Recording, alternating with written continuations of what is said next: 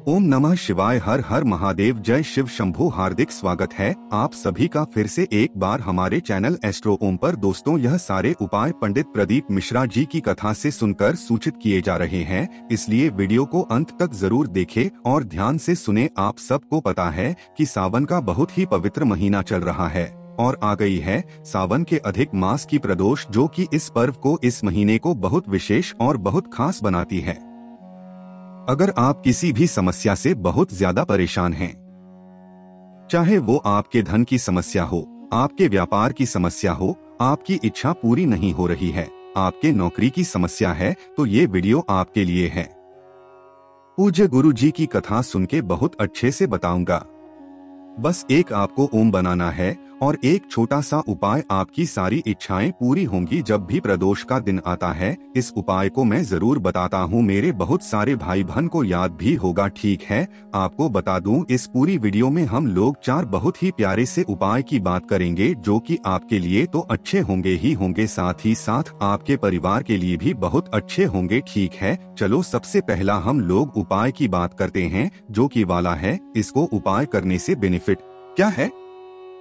तो फायदा यही है, सारे कष्ट आपके खत्म होंगे। इसके ऊपर आपको दिख रहा है लाल चंदन, आपको कुछ नहीं करना है। ऐसे लाल चंदन एक छोटी सी कटोरी में, ठीक है, लाल चंदन लेना और इसमें थोड़ा सा डाल देना पानी और इसको अच्छे तरीके से घिसना, अच्छे तरीके से मिक्स करना। जितना ज्यादा घिसोगे उतना ज्यादा इस चंदन का महत्व है वो बढ़ जाएगा। ठीक है, ले लेना थोड़ा सा कटोरी में चंदन और उसको लेके पहुँच जाओगे महादेव के शिवलिंग के पास। लेकिन शिवलिंग के पास जाने से पहले तांबे का लोटा लेना और उसमें जल भर देना अपने घर से, ठीक है, लेके जाओगे।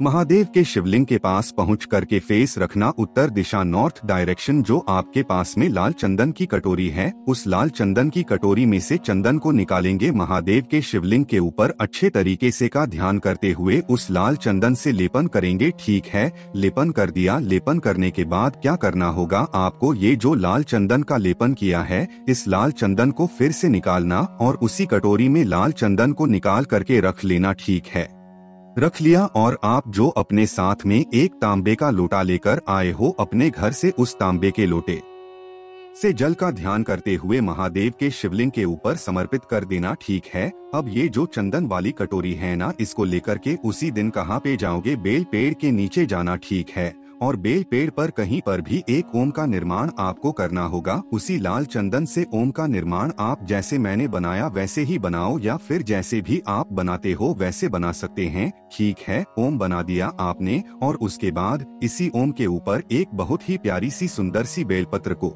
रखना और बेलपत्र के ऊपर अपना हाथ रख कर के जो भी कष्ट हो आपके जीवन के वो कह देना, जो भी मांगना हो महादेव से वो कह देना। ये ओम बनाने वाला उपाय जो भी व्यक्ति किसी विशेष दिन, प्रदोष हो गया, शिवरात्रि होगी, एकादशी हो गया, कर देता है ना, उसकी सारी इच्छाएं महादेव पूरी जरूर कर दें। ठीक है, समझ में आई बात मेरी। तो यहाँ पर हमने बात कर ली है अपने पहले उपाय की, आगे बढ़ते हैं इस वीडियो में। अब हम लोग अपने दूसरे उपाय की तरफ। दूसरा उपाय बहुत ही प्यारा है, बहुत सुंदर है, क्योंकि आज के टाइम पे हर घर में क्या है ना, बीमारी पहुंच चुकी और हर इंसान चाहता है कि हमारे पास भले ही 2 पैसे कम हो, लेकिन हमारे घर का कोई भी इंसान बीमार ना हो। अगर आप मेरी इस बात से सहमत हैं ना, तो नीचे कमेंट में सही बताइएगा कि हाँ, आप सही कह रहे हो। हम यही चाहते हैं कि भले ही हमारे पास 2 पैसे कम हो, लेकिन बीमारी हमारे घर में ना हो, है ना। उसके लिए क्या करना होगा, यहाँ पर कुछ आपको दिख रहा है, ये क्या है, ये है कुश का फूल, है ना। कहोगे भैया अजीब अजीब उपाय लेके आए, तो कहाँ मिलेगा कुश का फूल। बहुत ईजी है, बहुत आसान है, कल मैंने देखा तभी आज मैं ये उपाय बता रहा हूँ। आपको क्या करना है, किसी भी बड़े महादेव के मंदिर जाना हो जहाँ पर आसपास लोग फूल पत्ती बेचते हो, उनसे कहना भैया हमें कुश का फूल चाहिए, आराम से इजीली आपको दे देंगे। सावन में तो मिलता ही मिलता है। ठीक है, मिल जाएगा आपको कुश का फूल। ठीक है, कुश का फूल ज्यादा नहीं, मात्र 2 कुश का फूल लेना। ठीक है, ले लिया। एक तांबे का लोटा लेना, तांबे के लोटे में जल भर लेना। कहाँ से, अपने घर से जो 2 कुश का फूल है ना, वो डाल देना। देखो, उपाय करने का मजा तभी आता है ना जब कोई चीज डिफिकल्ट हो, मिल ना रही हो ना, उसको हम खोजें और खोजने के बाद जब वो मिलता है चीज ना, तो उपाय करने का बहुत मजा आता है। तो खोजना जरूर इस उपाय को करने के लिए कुश का फूल ठीक है। 2 कश का फूल इस तांबे के लोटे में डालना और इसको कम से कम 20 से 25 मिनट तक इस कुश के फूल को इसी में पड़े रहने देना ठीक है। और इस कलश को लेके पहुंच जाओगे महादेव के शिवलिंग के पास। सुबह जाना चाहो सुबह जाओ, शाम को जाना चाहो शाम को जाओ। फेस रखना उत्तर दिशा, नॉर्थ डायरेक्शन। जो 2 कुश के फूल आपने अपने तांबे के लोटे में डाल रखे हैं ना, उन 2 कुश के फूलों को शिवलिंग के ऊपर समर्पित करना का ध्यान करते हुए यहाँ पर भी सेम प्रोसेस होगा। डंडी होगी माता अशोक सुंदरी की तरफ और जो फूल वाला भाग होगा वो होगा आपकी तरफ, ठीक है। और उसके बाद इसी के कुश के फूल के ऊपर तांबे के लोटे वाला जो जल है वो समर्पित करेंगे श्री शिवाय का ध्यान करते हुए, ठीक है। जल चढ़ाओगे, बहता हुआ जल जलाधारी से नीचे गिरेगा। अरे गिरेगा कि नहीं गिरेगा, तो इस कुश के फूल वाला जो जल होगा इसको यहाँ पे रोक लेना, ठीक है। रोक के बाद क्या करेंगे, जो भी व्यक्ति आपके घर में बीमार है उसको दवा असर नहीं करती है, बहुत मेडिसिन खाता है, उसको आपको 3 बार आचमन करा देना है। पूरे दिन में कभी भी 3 बार आचमन करा देना। उसकी जो बीमारियां होंगी वो धीरे धीरे करके खत्म होना स्टार्ट हो जाएंगी। बहुत ही प्यारा सा, बहुत सुंदर है। खासकर जिनको किडनी लिवर की समस्या हो वो लोग तो इस उपाय को जरूर करेंगे, ठीक है। चलो तो 2 उपाय की बात हो गई है, आगे बढ़ते हैं इस वीडियो में। अब हम लोग अपने तीसरे उपाय के साथ। तीसरा उपाय क्या है, इस फायदे हैं, उससे पहले एक छोटा सा काम और वो है वीडियो को करिए लाइक। जितने भी भाई बहन मेरी आवाज पहली बार सुन रहे हैं तो चैनल को सब्सक्राइब करिएगा, ठीक है। सबसे पहले समझो कि इस उपाय को करने के बेनिफिट क्या है, फायदे क्या है। सब कुछ करके हार जा रहे हो, प्रदोष का व्रत रख लिया, मासिक शिवरात्रि रख लिया है ना, पशुपति व्रत भी कर लिया, फिर भी इच्छा पूरी नहीं हो रही है ना, तो इस काम को करेंगे, ठीक है। उसके लिए आपको लेना होगा एक बहुत ही सुंदर सी, बहुत ही प्यारी सी बेलपत्र है ना। अब इस बेलपत्र पर आपकी इच्छा हो तो कुछ लगा सकते हो, नहीं इच्छा हो लेकिन मैं कहूँगा चाहे तो लाल चंदन लगा लो, पीला चंदन लगा लो, शहद लगा लो, इत्र लगा लो, जो भी लगाना हो कुछ ना कुछ लगा लेना, ठीक है। और उस बेलपत्र को लेकर पहुंच जाओगे बेल पेड़ के नीचे। नियम समझना, सबसे पहले इस उपाय का बेल पेड़ के नीचे पहुंचना, ठीक है। वहां पर बैठ जाना और वहीं पर बेल पेड़ की जड़ में आपको क्या करना है, उस एक बेलपत्र को रखना होगा, मंत्र बोलना होगा नमः शिवाय। यहाँ पर ओम नहीं बोलना है, चाहे वो पुरुष हो चाहे वो स्त्री हो। क्या बोलना है आपको, नमः शिवाय वहाँ पर, ठीक है। उस बेलपत्र को रखिएगा, अपना दाहिना हाथ रखेंगे, अपने जितने भी कष्ट होंगे वो कहेंगे, ठीक है। कहने के बाद उस बेलपत्र को फिर से यहाँ से उठाएंगे और ले जाएंगे महादेव के शिवलिंग के पास। फेस रखना उत्तर दिशा यानी कि नॉर्थ डायरेक्शन। और पूरा का पूरा बोल रहा हूँ, जो एक बेलपत्र लेकर के आए हो, महा मतलब बेल पेड़ के नीचे से उस एक बेलपत्र को महादेव के शिवलिंग के ऊपर समर्पित करोगे। यहाँ पर भी आपको ओम नहीं बोलना है, बोलना होगा नमः शिवाय। क्या बोलोगे, नमः शिवाय। इस तरीके से जो भी व्यक्ति किसी विशेष दिन इस उपाय को कर लेता है उसकी सारी इच्छाएं महादेव पूरी जरूर करते हैं। अगर आप लोगों में से किसी को मेरी आवाज कम लग रही हो कि हाँ भैया वॉइस आपकी थोड़ी कम है ना, तो नीचे कमेंट सेक्शन बताना, फिर मैं वीडियो बनाते टाइम माइक का यूज किया करूंगा, ठीक है।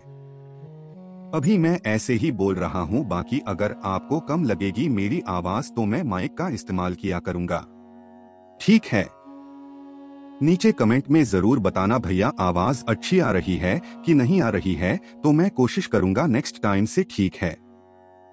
तो इस उपाय को करके देखिएगा, आपके सारे कष्ट, जीवन की जो भी दुविधाएं होंगी वो खत्म जरूर होंगी, ठीक है। चलो आगे बढ़ते हैं इस वीडियो में। अब हम लोग अपने चौथे उपाय यानी कि आखिरी उपाय क्या है। जब भी प्रदोष का दिन आता है, ये मैं आपको याद जरूर दिलाता हूँ क्या करना होगा। ये भी उपाय है आपकी मनोकामना पूर्ति के लिए, आपको लेना होगा इस तरीके से बेलपत्र। अब बेलपत्र कितनी लोगे, आपको लेनी है 5 बेलपत्र। कितनी, 5 बेलपत्र बहुत ही प्यारे से सौंदर्य से लेना, साथ ही साथ लेना होगा चावल के दाने। अब यहाँ पर जो चावल के दाने लोगे वो 7 चावल के लेना, खड़े खड़े टूटे हुए ना हो, खड़े चावल के दाने लेना और इसको साथ ही साथ देना होगा। एक तांबे का लोटा, तांबे के लोटे में जल भर लेना। कहाँ से, अपने घर से। जो 5 बेलपत्र है वो डालना है, जो 7 चावल के दाने हैं वो भी इसके अंदर डाल देना है ना। इस कलश को लेके पहुँच जाओगे महादेव के शिवलिंग के पास। सुबह जाना चाहो सुबह जाओ, लेकिन सॉरी, इस उपाय को आपको शाम के टाइम पे ही करना है। प्रदोष काल में थोड़ा सा नियम समझेंगे, जब आप उस कलश को उठाएंगे तो